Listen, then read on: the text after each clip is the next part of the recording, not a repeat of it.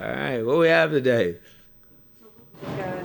Jarvis and Antonio were both back out there Yeah, in they new were. areas. Yeah, I felt good about, that we would get them back. So they were both out there practicing, so that was good. Hugh, I'm sorry if you were asked this yesterday. When we spoke to Baker, the first thing he brought up about what he didn't like about Sunday, excuse me, was the communication.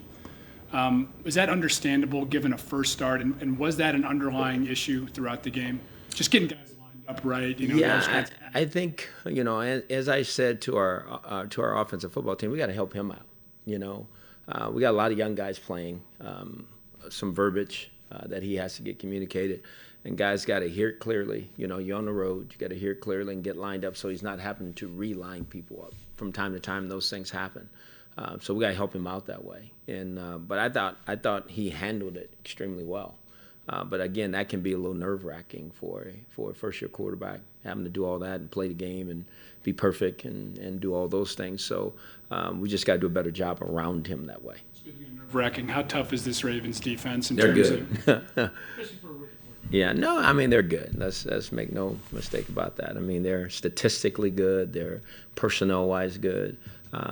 Terrell Suggs is still Terrell Suggs. Weddle is still Weddle.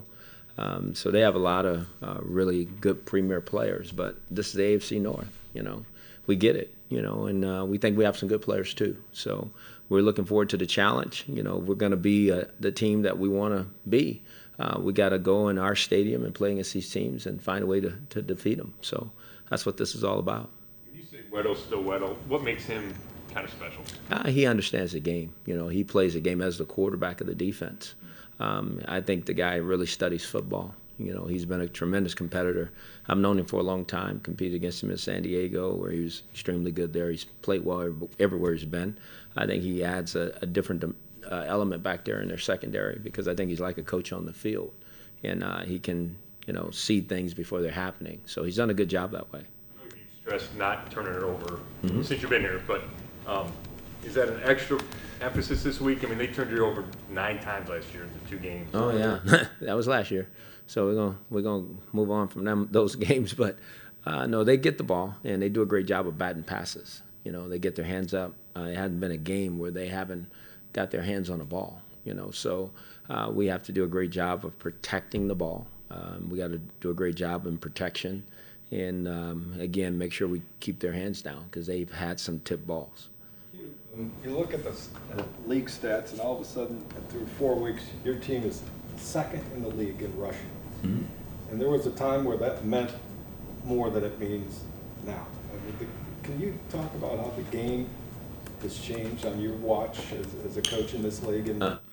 Yeah, absolutely. You said it. I mean, the running game is important. I think we all know that. It's kind of the backbone of your team offensively and defensively because you teach defensive principles of tackling, but the game, I think, has kind of changed. I think we all know it. The passing game is really grown, and that's where a lot of the yards come from. It's through the air, and passing efficiency has taken a huge jump, and being an indicator of winning. So I think, you have to be able to throw the football in this league. You want to be able to run it because you want to be able to control the game when you need to control the game, but at the same time, you got to score enough points to put yourself in position to control the game. So you got to be able to throw the football. You got to be able to throw it well and consistently, and your defense got to be able to stop the pass because everybody's going to throw it. How much is the way the game is officiated today? The fact that the no contacts and the pass interferences and all those penalties that are put in there, and even the more protections on quarterbacks with flags being thrown.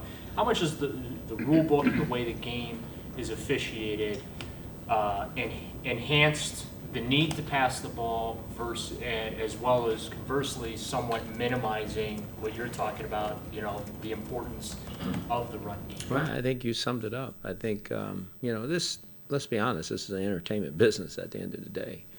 People want to see you score points. The days of, 9 to 10 and 14 to 12, people don't get excited about that. I hate to say it, our game last week was as entertaining as you get.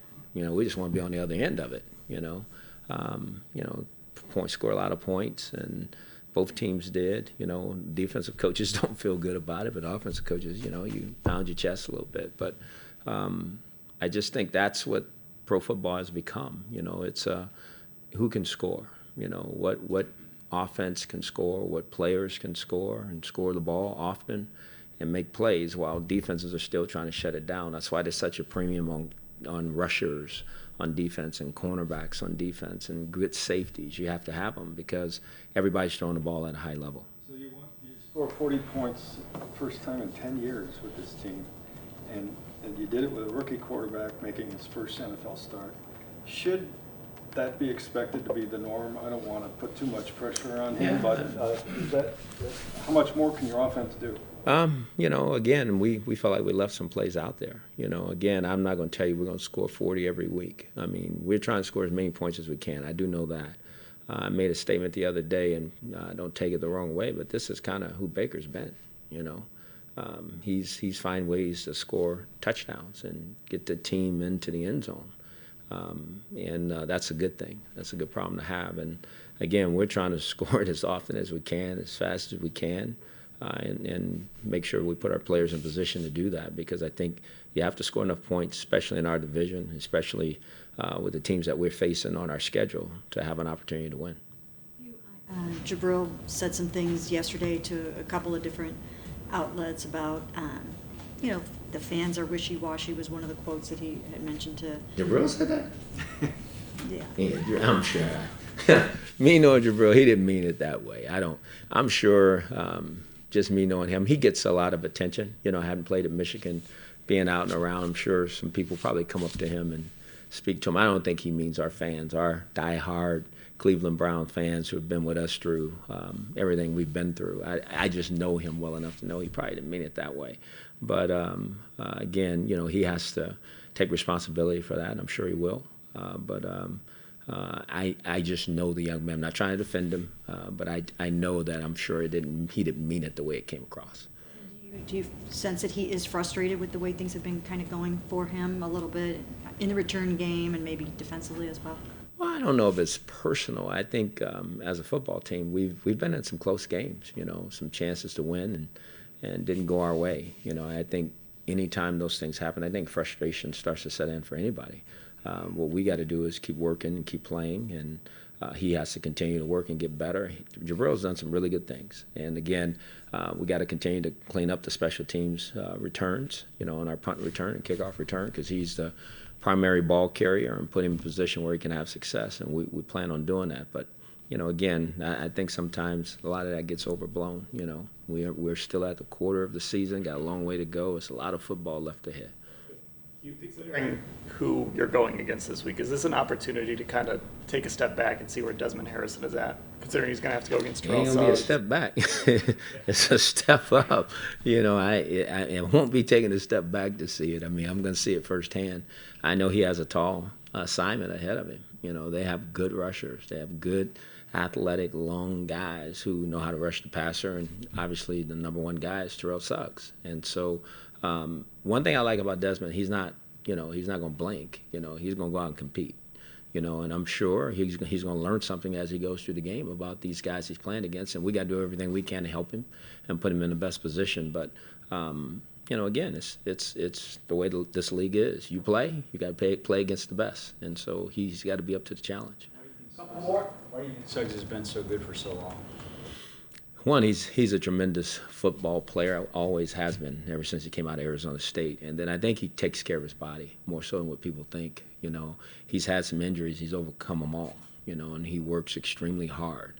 Contrary to what people think, this guy was one of the best practice players I've ever been around. He loved the game, and he loves to study the game.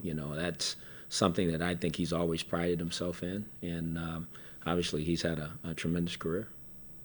Games, you're probably going to get some work now that Terrence is down. What have you seen from him, and how do you feel about his ability to really step in and give you something comparable to what you were getting from Terrence? That's why we brought him here. Obviously he knows knows Greg's system. Greg felt real comfortable with him, as we all did when we brought him here. Obviously he hadn't played a lot because Money Mitch was the guy there, but we feel very comfortable with him stepping in. He's a veteran player. He's played. He's made plays. He's played against a lot of these guys in the National Football League. So it's a tremendous opportunity for him. I think he's been waiting for this chance to walk out there first and show what he's worth. So he's going to get that opportunity. Is that receiving core much improved over last year? Yes. Yes. They got a guy named Brown that can run. Oh, can he run? He can really run. And Crabtree is real solid, very consistent, makes a lot of plays. They have some young tight ends. All their backs can catch.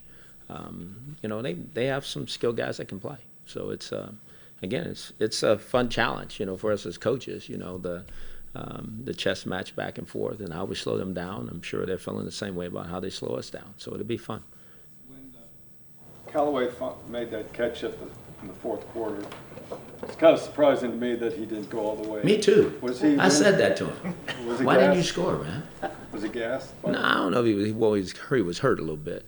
And he was making that left-hand turn, but just run. I mean, like he was fighting the guy back behind him, just run and score, So I don't think he was shocked that he was so wide open. When he caught it, it's like, oh my gosh, now here's some guy chasing me. So, but he did a good job. That was a heck of a play by Baker, a heck of a play by the offensive line, and the young man making a play. But yeah, I like to see him finish that because he's fast enough to do that.